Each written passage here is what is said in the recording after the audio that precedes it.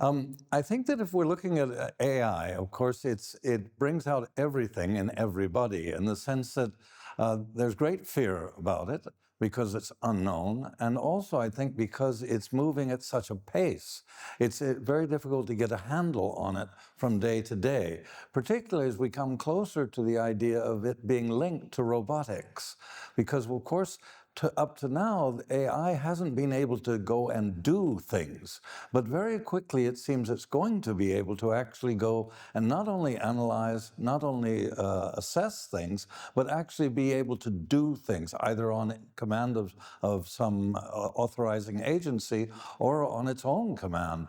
And so from the point of view of our university, of course, this is something we have to watch, because the University for Peace is a UN agency, but not a direct one. It's part of the UN family, and it has the responsibility to teach young people how they might contribute to the peace throughout a wide range of areas, all of which are affected by AI, because everything essentially is affected by AI. We have a situation in which the university faces some of the biggest challenges in terms of teaching, but particularly in terms of learning, since the young people who are studying have access to a level of not only knowledge, but also of analytical skills, which they may not have developed themselves, but which they can immediately have access to. And that leads to all manner of problems that might occur in terms of honesty and in terms of actually analyzing oneself. So it's very difficult to judge a student if you don't have an idea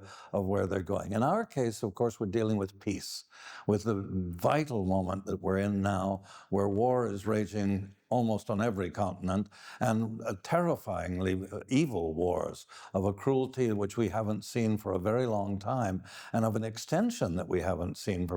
Well, what is the difficulty for us? Universities work towards the future. They don't work towards tomorrow or the next day. We work towards talking about how you would build a generation that would be more disposed towards peace, that would find ways to be more tolerant and that sort of thing. Well, that has a payoff decades later. It's not something that works for today. And so we have track 2 ideas where sometimes we get together and have conferences on current subjects, but our essential job is still teaching. So it's an uphill battle. AI can provide some answers, no doubt, because it allows everyone to have such extraordinary access to the world's body of knowledge, but it has those difficulties also of encouraging sloth and encouraging people to perhaps not work so hard, and particularly not to develop their analytical skills. And the fight for peace without analytical skills is an impossibility. On the AI and the military, specifically, of course, the military are also divided in the sense that conservatives are very worried that one will place too much emphasis on machinery and on the ability of artificial intelligence to make decisions and to one day, perhaps with robotics, implement decisions. So we have a lot of issues when we talk about the military, particularly in the area of military intelligence, because military intelligence is always dependent on honesty, that the higher powers that are making decisions on peace and war, on how to conduct a conflict, must have honest information if they are going to take the right decisions, the decisions which most apply. Well, the difficulty with AI is, of course, it's very easy to disassociate reality from what I want to sell to the people above me.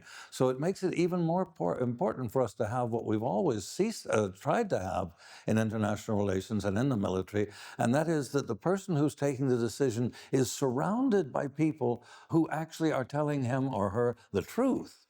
AI allows all manner of lying, frankly, of hiding the truth from the people who can make decisions. And it's also, therefore, very easy to have officers posted in to advise the president or senior generals or admirals on what to do, who have their own view of what has to be done. And therefore, in this rapidly moving world, those people who have access to the president, for example, of the United States, and who can combine a sales job, as we say in English, to him, instead of trying to give him the absolute honest a result of their assessments.